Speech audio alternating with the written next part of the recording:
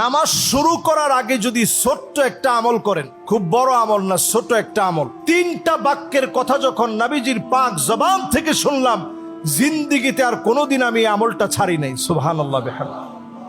আল্লাহর নবী একদিন দেখলেন সাহাবাই কেরামের মধ্যে কেউ একজন এমন কিছু নামাজের আগে, শুরু করার আগে পড়েছে, নবীজি দেখলেন 7 আকাশ খুলে দিয়ে আল্লাহ রাব্বুল আলামিন অজর ধারায় রহমত গুলা নাজিল করে দিয়েছে। সুবহানাল্লাহ। আল্লাহর নবী অবাক হয়ে গেলেন। নামাজের সালাম ফিরিয়ে নবীজি বললেন, তোমাদের ভিতরে কে এমন আছে, এমন কিছু নামাজের ভিতরে তুমি পড়েছ, আল্লাহ পাক তোমার জন্য 7 আকাশের দুয়ার খুলে অজর ধারায় রহমত নাজিল করে দিয়েছে। কেউ হাত তুলে না। একজন সাহাবী হাত তুললেন, ওগো নবীজি, আমি অতিরিক্ত 3টা বাক্য বলেছি, আল্লাহু আকবার কাবীরা ওয়ালহামদুলিল্লাহি কাসীরা ওয়াসুবহানাল্লাহি বুকরাতাও ওয়া আসীলা।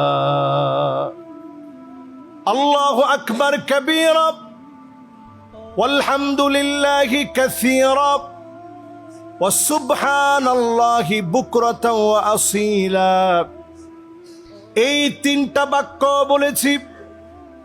আল্লাহর নবী বললেন, আমি যখনই দেখেছি 7 আকাশের দুয়ার খোলা হয়ে গেছে, অজর ধারায় আল্লাহ পাক রহমত নাজিল করতেছে, আমার বুঝতে বাকি নেই আমার সাহাবীদের মধ্যে এমন কোন একটা আমল হয়েছে যার কারণে মালিক খুশি হয়ে গেছে।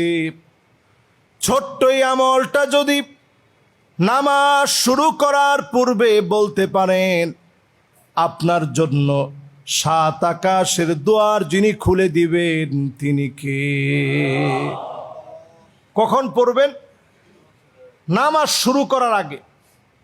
ইমাম সাহেব তেলাওয়াত করতেছেন, আপনি এসে দাঁড়িয়েছেন, মনে মনে ছোট্ট করে পড়ে ফেলেন, আল্লাহু আকবার কাবীরা ওয়ালহামদুলিল্লাহি কাসীরা ওয়া সুবহানাল্লাহি বুকরাতাও ওয়া আসীলা। সহজ না কঠিন? আমি একটু চুপ থাকি, আপনারা বলেন তো দেখি 1 নাম্বারটা কি? আর একটু জোরে বলেন তো 1 নাম্বারটা কি? মাশাআল্লাহ। আল্লাহর নামটা যেই তো সবচেয়ে দামি, বড় আওয়াজে আপনারা বললেন আল্লাহু আকবার কাবীরা। 2 নাম্বার,